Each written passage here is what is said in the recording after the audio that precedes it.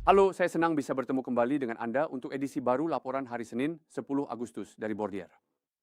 Mari kita mulai seperti biasa dengan tinjauan singkat statistik ekonomi utama yang diterbitkan minggu lalu. Di Amerika Serikat, statistik ini agak kontras. Di antara kabar baiknya, seperti yang bisa kita lihat pada grafik di sebelah kiri, kepercayaan manajer pembelian yang diukur oleh ISM berjalan dengan baik. Di sektor manufaktur, kepercayaan meningkat lebih dari yang diperkirakan pada bulan Juli dan kepercayaan di sektor jasa cenderung stabil. Secara keseluruhan, tingkat kepercayaan berada pada level yang tinggi dan konsisten dengan kelanjutan siklus pertumbuhan ekonomi. Selain itu, komponen harga yang dibayarkan dari kedua indeks ini berada pada lintasan perlambatan, khususnya di sektor manufaktur seperti yang ditunjukkan pada grafik di sebelah kanan. Kombinasi antara aktivitas ekonomi yang tangguh dan inflasi yang moderat mendefinisikan lingkungan investasi yang disebut sebagai Goldilocks, ideal bagi para investor seperti yang akan kita lihat nanti.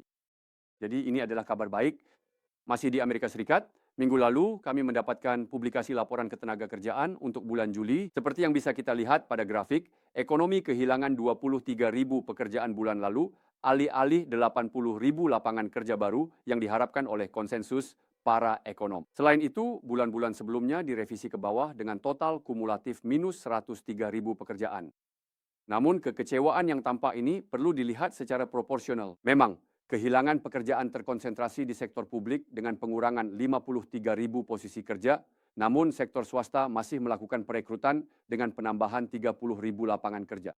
Selain itu, upah per jam hanya naik 0,1% pada bulan Juli dan selama setahun, pertumbuhan upah melambat dari 3,4 menjadi 3,2%. Perkembangan ini melegakan karena mengurangi risiko spiral inflasi dan mendukung status quo suku bunga oleh Bank Sentral Amerika Serikat, Federal Reserve. Selain itu, para investor mengantisipasi penurunan ketegangan di Timur Tengah yang memungkinkan harga minyak mentah turun lebih dari 7%. Suku bunga obligasi pemerintah 10 tahun mengikuti pergerakan ini dan turun hampir 10 basis poin dalam dolar AED dan euro. Oleh karena itu, harga obligasi naik kembali sebesar 0,6 hingga 0,7% dalam kedua mata uang tersebut. Saham-saham diuntungkan oleh lingkungan Goldilocks ini dan naik sebesar 3,6% di Amerika Serikat serta 1,7% di Eropa. Saham-saham tersebut turun sedikit sebesar 0,5% di pasar negara berkembang.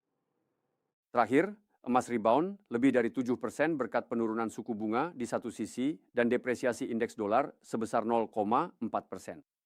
Minggu ini, seluruh perhatian investor akan tertuju pada publikasi indeks harga konsumen di Amerika Serikat.